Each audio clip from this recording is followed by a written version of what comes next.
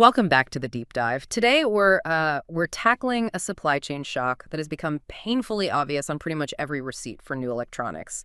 We're talking about computer memory RAM and this surprising, almost brutal surge in price for both the older DDR4 and the new DDR5. It's definitely more than just inflation. What we're seeing here is a fundamental realignment of prices. And the speed of it has genuinely caught the whole industry off guard.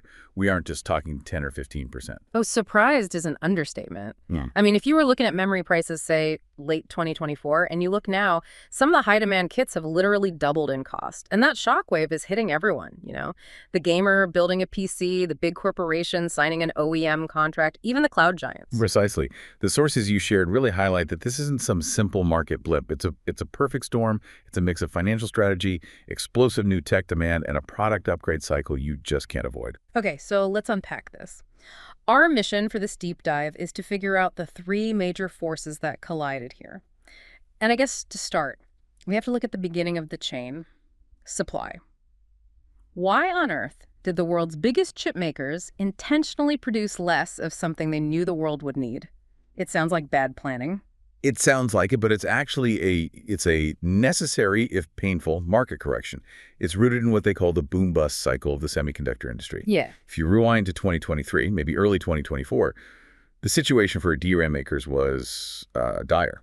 How dire are we talking? I mean, we all saw PC sales were down, but how bad was it for the companies actually making the chips? It was a full-blown profitability crisis. You know, after that huge pandemic-driven demand for electronics just faded, PC and consumer electronics sales weakened. A lot. And prices for standard memory were in a free fall. Wow. Yeah. Manufacturers were selling chips at or even below what it cost them to make them just to clear out inventory. We're talking about Samsung, SK Hynix, Micron, all facing billions in lost revenue. So they were basically bleeding cash and had to stop it. Exactly. To stabilize prices, to get profitability back, they had to take some pretty drastic strategic action. They intentionally limited something called wafer starts and scaled back their inventory. Okay, wait. For those of us who aren't silicon engineers, what exactly is a wafer start, and why is cutting that so critical for what happens later? Right. Think of a silicon wafer as this giant, really expensive pizza base. Yeah. And on that base, you fabricate hundreds of individual memory chips. A wafer start is just that, the moment you start processing that raw pizza base. By cutting wafer starts, you're deciding not to put new product into the manufacturing pipeline. So months in advance, they're saying, we're going to make less. They're saying, we have to prioritize profitability right now by making less, even if it means future supply gets tight. And that move worked, right? It stopped the price slide in 2023, they stabilized things, but it left the supply chain completely exposed. It set the stage perfectly for the scarcity we have now. They turned down the supply valve thinking they'd get a nice, gentle recovery. What they got instead was a fire hose of demand starting around mid-2024. The supply just corded. It wasn't there. Which brings us perfectly to force number two. The timing here is just incredible. The demand didn't just come back gently, it exploded. And it was driven almost entirely by one thing: artificial intelligence. The AI demand shock was immediate. It totally overwhelmed that tightened supply chain. But it created really two distinct problems for standard memory. And the first problem is that really specific, specialized AI memory we keep hearing about. That's the one. That's the key technical pressure point. Yeah. High bandwidth memory, or HBM. HBM is this incredibly dense stacked memory that sits right next to the GPU. It's absolutely essential for AI training and inference. Right, and since everyone from the big cloud providers to startups is scrambling for more AI compute, HBM production had to ramp up like crazy. But why did that hurt standard DDR RAM? It's a cannibalization issue, basically. The manufacturing lines, the engineering talent you need for advanced HBM, they're the same ones you use for standard DDR5 and DDR4 chips. And HBM is just dramatically more complex and more profitable. So the manufacturer looks at their order book and says, we can make 1,000 sticks of commodity DDR5. Or we can use that same capacity to make this super lucrative, mission-critical HBM for AI. It's kind of a no-brainer for them. It's an easy decision. HBM immediately got priority. And that diverted crucial capacity, valuable engineering resources away from the standard DDR modules that, most of us would put in our own computers. And on top of the HBM issue, just the sheer scale of all these new AI data centers is driving up demand for regular DDR memory anyway. You're seeing these massive compute deployments, systems that just need huge amounts of RAM for things like large language model inference. Yes, exactly. The whole AI ecosystem just requires way more memory per server. But let's also talk about the cloud factor. The big cloud service providers, your AWS, Azure, Google Cloud, they are the biggest buyers of server memory on the planet. Their consumption is consistent, it's huge, and this is the critical part. It is highly price tolerant. Price tolerant, that's a really interesting way to put it. What does that tolerance mean for the rest of us? It means they're kind of insulated from the price hikes. They can spread out the cost of one expensive stick of DDR5 across millions of customers and services. So if memory costs double, they can absorb that much more easily than a small business can or a single consumer. They will pay the higher price to get the hardware they need right now. So they become the ultimate competitor for whatever memory is available. They're just snatching up all the supply, leaving the retail and DIY builders with, what, the scraps? That's a good way to put it. It explains why traditional DDR types are so constrained. You can't just flip a switch and restore full production. That takes months, quarters even. And the cloud is making sure every available chip goes to the highest bidder. But there's a third force making this all worse, and that's the inevitable mandatory tech upgrade. The third force is the shift to DDR5. If I want to build a modern PC today, I don't really have a choice. I have to use this new, more expensive stuff. That's right. The transition is, it's non-negotiable if you want a new high-performance system. And that inherently drives up the price, even without all the AI pressure. But why does DDR5 actually cost so much more to make? Is it just that newness tax? It's fundamentally more complex. DDR5 modules are just more expensive to produce for a few technical reasons. The biggest one is the shift of power management. It's now on the memory stick itself. With DDR4, the motherboard handled all the power regulation. DDR5 embeds a special chip, the PMIC, directly onto the module. So it's like a tiny little power supply strapped to every single stick of RAM. Exactly. And that adds component cost, it requires more complex manufacturing, and it increases the total bill of materials. Plus, DDR5 runs at higher frequencies with much tighter tolerances, which means more advanced testing.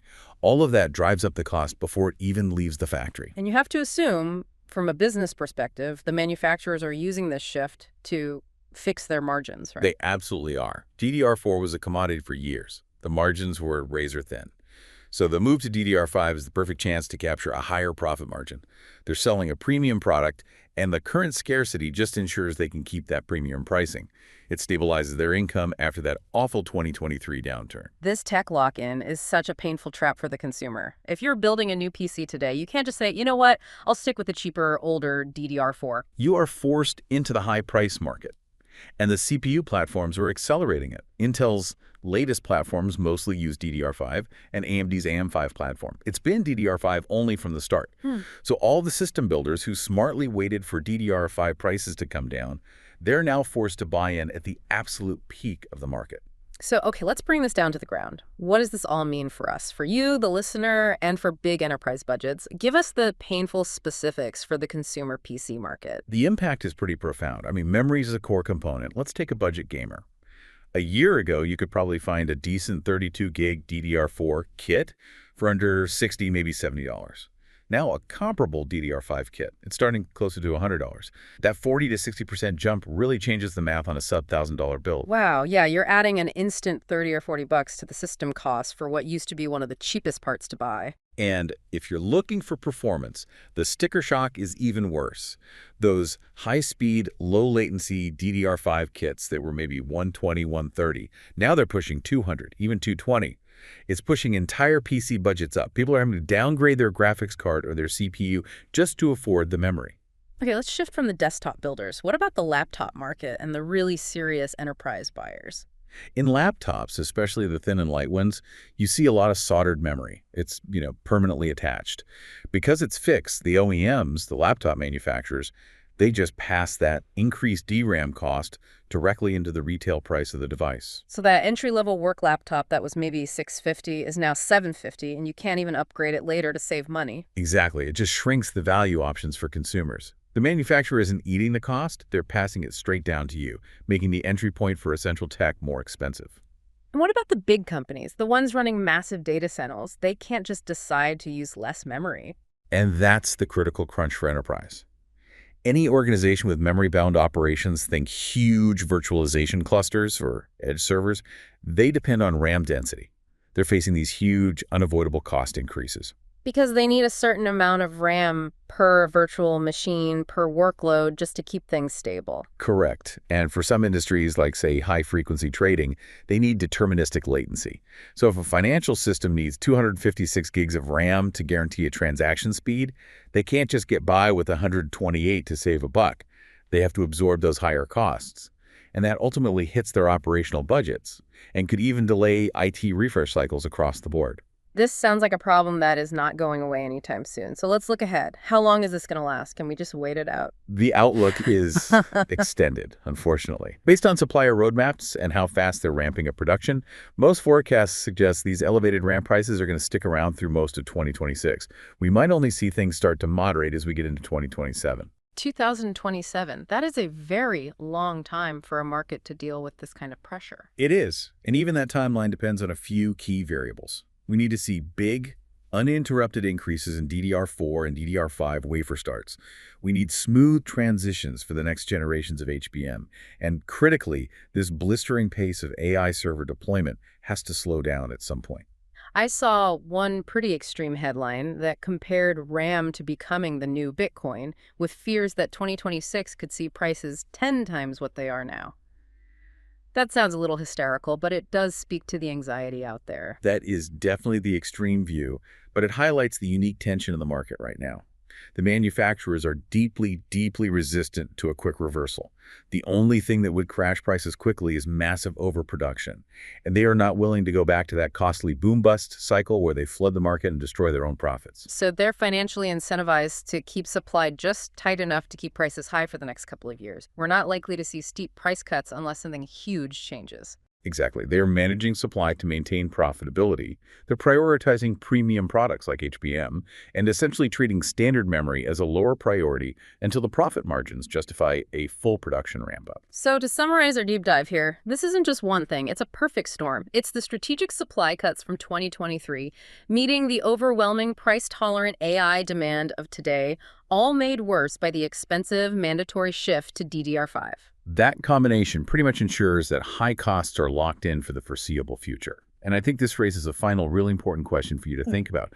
Given that the cloud and AI buyers who are driving all this demand are so price tolerant and the manufacturers are so reluctant to risk overproducing, what exact mechanism, a huge consumer spending slump, a major shift in AI strategy, maybe a sudden tech leap that bypasses this memory bottleneck, would actually create the demand shock needed to break this cycle before 2027? The forces of economics and technology are colliding, and our wallets are caught right in the middle. Something to think about the next time you look at the price of a memory upgrade.